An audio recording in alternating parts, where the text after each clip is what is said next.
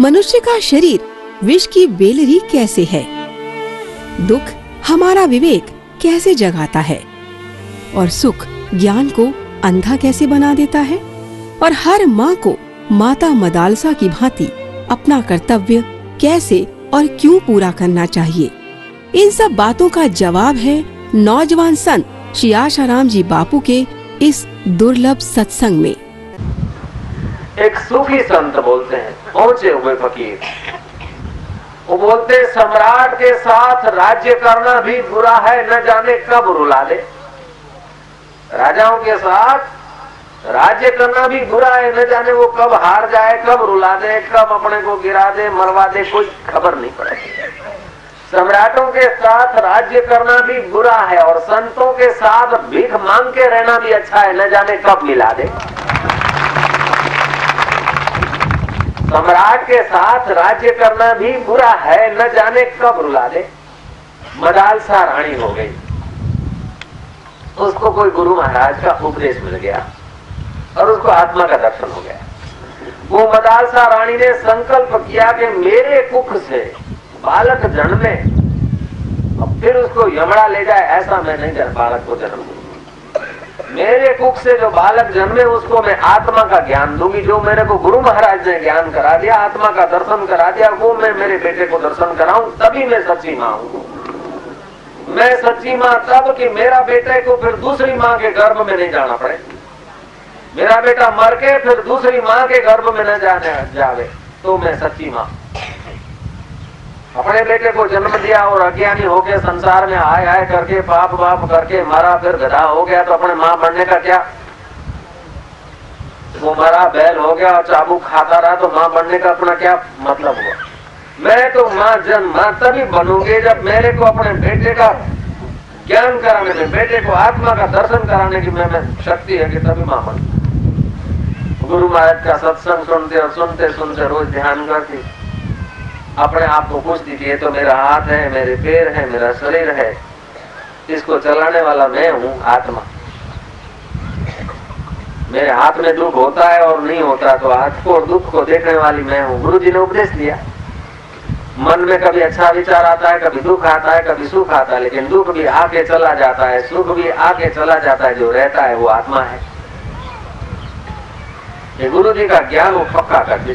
जब भोजन बनावे तो ये भोजन बन रहा है, तवा में डाला रोटी को, रोटी तवे में पक रही है, अब कच्ची है कि पक्की है उसको देखने वाला मेरा आत्मा है। हाथों को तो खबर नहीं पड़े कच्ची है कि पक्की है, आंख को भी खबर नहीं पड़े, आंख में भी वो भगवान की सत्ता है आत्मा की, तभी खबर पड़े।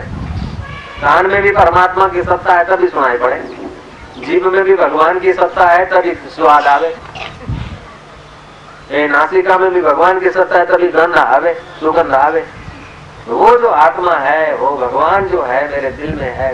मैं जन्मी थी तो छोरी थी, जन्म के साथ मैं किसी की लड़की हो गई, किसी की मौसी हो गई, किसी की चाची बन गई, है तो मैं एक थी। अब किसी की बहू हो गई, किसी की सासू हो गई, किसी की ननंद हो गई, किसी की भाभी हो गई, किसी की पड़ोसन हो गई, किसी की काकी हो गई, किसी की फोई हो गई, किसी की बुआ हो गई, किसी की दादी परदादी हो गई। माई तो एक की एक, और वो एक माई, मैं जो माई थी मदालसा थी, वो तो शरीर मेरा किसी का मासी काकी बना, लेकिन मेरा आत्मा तो सत है। वही आत्मा सत है और सब गपसप है, मासी गपसप, चाची गपसप, दादी गपसप, आत्मा सत है। मैं आत्मा हूँ, मैं अमर हूँ, ऐसा ध्यान करें। सुख दुख आवे तो के दुख आया तो गया, सुख आए न जाए। दुख को आप नहीं चाहते तभी आता है, सुख को आप चाहते, सुख को नहीं चाहते कि चला जावे तो सुख चला जाता है। ऐसा कोई इच्छा करता है कि भाई सुख चला जावे, सुख चला जावे? नहीं, सुख को आप चाहते न जावे तभी भी चला जाता है। तो दुख के बाप की ताकत है कि सदा रहे। जब सुख सदा नहीं रहता तो दुख सदा कैसे रहेगा? सुख भी आता है और दुख भी आता है। सुख दुख भगवान ने क्यों बनाया कि सुख इसको मिले जरा उत्साह आ जाए, और दुख इसको मिले तो संसार में मोह न करे, मेरे में प्रीति करे तो उसका उद्धार हो जाए।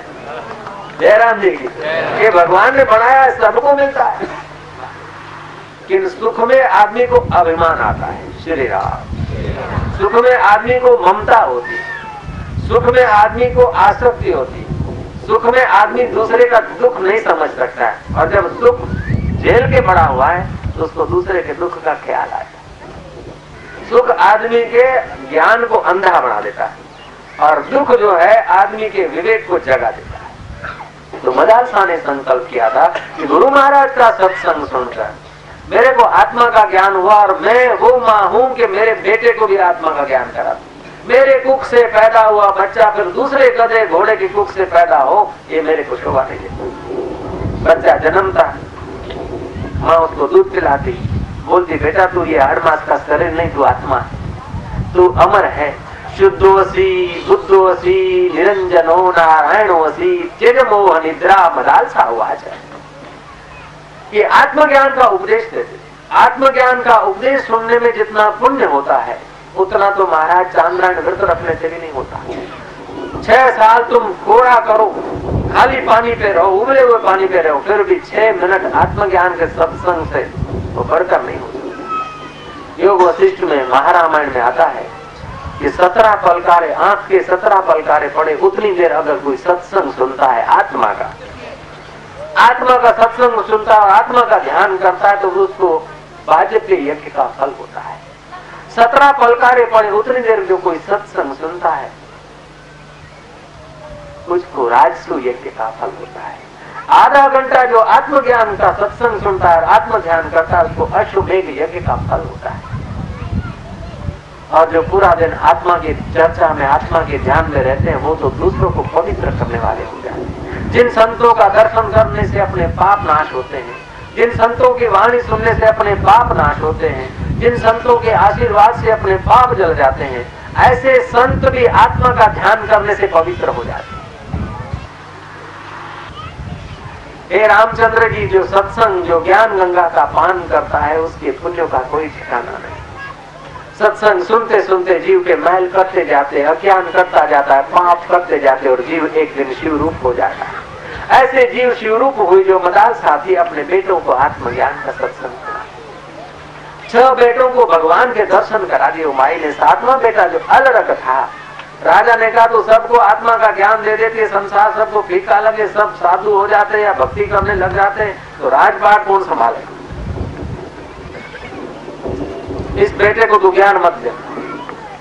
माँ ने कहा अच्छा ठीक है, ज्ञान तो नहीं दूंगी, लेकिन अज्ञानी होके मर जाए और फिर गधा हो जाए, घोड़ा बन जाए, कुत्ता बन जाए, ये भी मिल जाती। मदाल साहब बूढ़ी हुई तो भोजपत्र पे कुछ लिखकर ताबीज में डाल दिया और अलरक के गले में बांध दिया। बोलती है बेटा हम तो मर जाऊंगी, लेकिन मेरा उपदेश तेरे साथ है। जब तेरे को दुख पड़े, कोई मुसीबत आ जाए तो इस ताबीज को खोल लेना, और ताबीज में जो लिखा है ऐसा तू करेगा तो तेरा कल्याण हो जाए। 6 बच्चों को तो माँ ने ज्ञान दे दिया, सत्संग सुना के उनको आत्मा का दर्शन करा दिया, और अलरक को ताबीज में उपदेश देकर माँ गई संसार। जो 6 भाई साधु बन गए थे, सन्यासी महापुरुष बन गए थे, उन्होंने देखा माँ बाप मर गए और भाई को संसार में मोह हो गया। अगर मोह हो जाएगा, ये राज मेरा है करके मरेगा तो कहीं आके कबूतर बनेगा, कहीं आके छछूंदर बनेगा, कहीं आके चूहा बनेगा, और जो कुछ पाना है वो पाएगा नहीं, और मेरा मेरा करके मर जाएगा। बोले खेत मेरा है, वो मेरा, ऐसा करके कहीं चले गए। अभी जो बैठे वो बोलते हमारा खेत है, वो भी जाएंगे और दूसरे आएंगे। श्री राम। तो भाई को जरा मोह न रहे, उसलिए उन 6 भाइयों ने आकर कहा कि हमारे राज्य का हिस्सा दो। अलरक ने बोला राजा तो मैं हूँ, हिस्सा कैसा, तुम तो साधु हो गए। बोले नहीं हम हिस्सा लेंगे। अलरक को चिंता हुई, काशी नरेश को सहारा लेकर जरा घेरा डाल दिया तो अलरक डरा और घबराया। 6 भाई हैं, काशी नरेश हमसे बड़ा राजा है, छीन लेगा, मेरा क्या होगा, दुखी होने लगा। याद आ गई माँ की बात कि दुख पड़े तो ताबीज खोल लेना, और दुख पड़े तो ताबीज खोला। ताबीज में लिखा था कि दुख पड़े तो संत शरण जाइयो, दुख पड़े तो संत शरण जाइयो, दुख पड़े तो संत शरण जाइयो।